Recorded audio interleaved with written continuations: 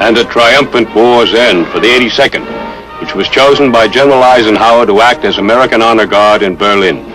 But best of all was the victory parade down New York's Fifth Avenue, led by General Gavin in January of 1946, when the All-American Division came home to be welcomed by an All-American audience.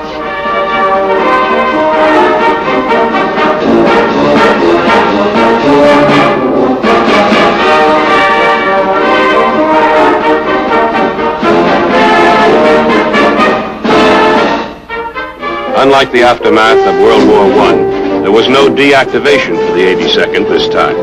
Instead, it was made a regular Army division, and it worked at it, mastering new techniques and equipment.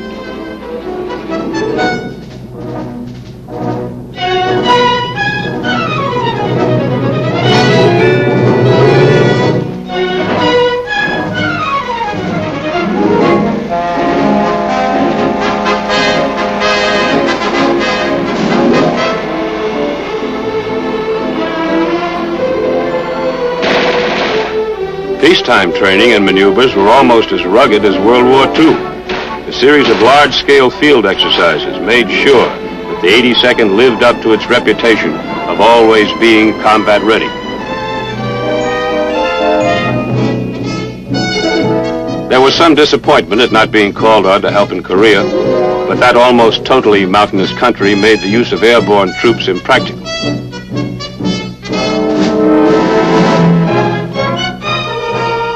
Always among the first to be trained in new fighting techniques, the division learned how to cope with a nuclear environment using simulated nuclear weapons.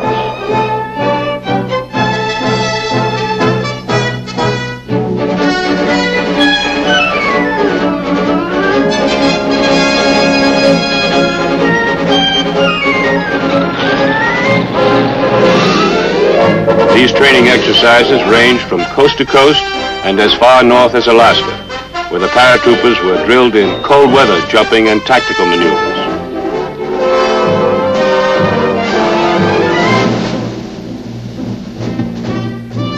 Then they were exposed to the tropical heat of the Canal Zone and Vieques Island in the Caribbean. For the 82nd, being combat ready meant being fully prepared to fight in any location on Earth. Real combat seemed close in 1962.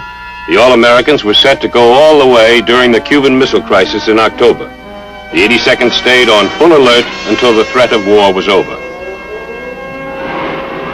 However, another alert 3.5 years later did result in the 82nd being under fire again. Late in April of 1965, the 82nd Airborne, as part of the Army's Strike Command, received emergency orders to deploy into the revolt-torn Dominican Republic. The 82nd led the way as the advance guard of an inter-American peace force fielded by the OAS, the Organization of American States. Anti-communist Dominicans were on hand to greet them with warm support. But the troopers soon learned that not all the local citizens were friendly when they undertook their first mission. This was to secure the east bank of the Azama River and the Duarte Bridge that crossed it. The airborne soldiers promptly came under sniper fire from rebels holding commanding positions on the other bank. It was a baptism of fire for most of the young troopers, but they took it with the cool competence of veterans. They crossed the bridge and penetrated Santo Domingo, where they set up a network of outposts and checkpoints to contain the rebel sector.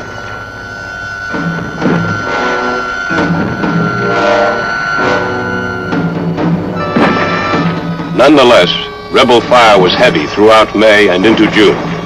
The airborne soldiers moved swiftly and expertly to knock out snipers. The 82nd was under strict orders not to take the offensive, since negotiations with the rebels were underway. Discipline remained firm despite harassing rebel fire that wounded many civilians, innocent bystanders who were swiftly evacuated to field hospitals, where they received the same care given to the wounded paratroopers. The 82nd's task was eased considerably when troop contingents arrived from Latin American countries who were members of the Organization of American States. An inter-American Jeep patrol toured the city until peace negotiations were successfully concluded on the 31st of August. Then the 82nd was promptly redeployed home. Back at Fort Bragg, the 82nd picked up where it had left off. More airborne training and maneuvers to keep the division's skill in airdrops razor sharp, and to make sure its air landing capabilities were up to the minute. In realistic battle exercises, they worked out with the Sheridan, an armored reconnaissance airborne assault vehicle. It's a formidable addition to the 82nd's firepower. It can be air-dropped as well as air-landed to support initial waves of paratroopers with heavy firepower.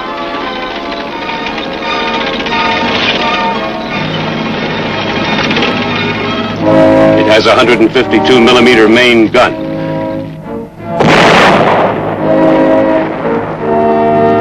And a guided missile, the Shillelagh. When the Vietnam conflict came, the men of the 82nd promptly went into the field to practice the tactics of counter-guerrilla warfare. Enemy forces were simulated by their own men, using guerrilla tactics of hit and run. However, their line of retreat was scouted by helicopter. The home base of the guerrilla force was pinpointed. This was a Viet Cong-style village, a typical guerrilla strong point.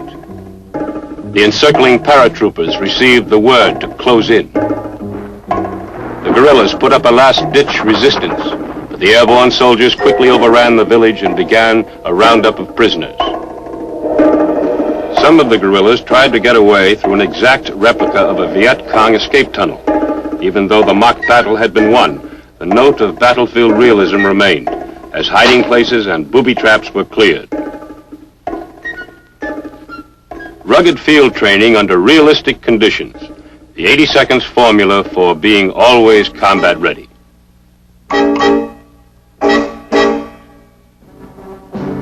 Early in 1968, the All-Americans were called upon to put this counterinsurgency expertise to use in battle. The 3rd Brigade was sent to South Vietnam during the Communist Tet Offensive. General Creighton W. Abrams was there to greet them when they arrived. The 3rd Brigade troopers moved to the highlands and set up their base camp. They dug in. They might move, but they weren't about to be moved.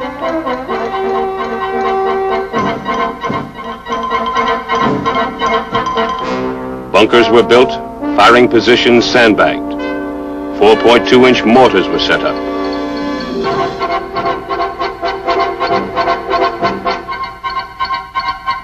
Automatic weapons were cleaned and checked. With swift, smooth professionalism, the All-Americans built a defense perimeter to secure their base camp. Then its attack force was ordered, along with the troopers of the 101st Airborne, to move toward the ancient city of Hue. Enemy forces were trying to support communist troops holed up in the city. They were to be stopped, their positions saturated with heavy concentrations of artillery and automatic weapons. Helicopter gunships swept in with rockets and machine guns. Then the airborne troops closed with the enemy in a vicious firefight that raged through the day and night. Next morning, the beaten enemy withdrew, and our troops occupied the ground. The enemy's bunkers had been smashed to rubble, but our soldiers, trained to take nothing for granted, carefully searched the debris for guerrillas holed up to make a suicide stand.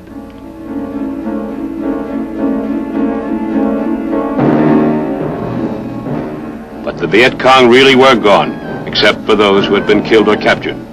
The performance of the 3rd Brigade was outstanding. It remained in Vietnam as an independent unit until late 1969.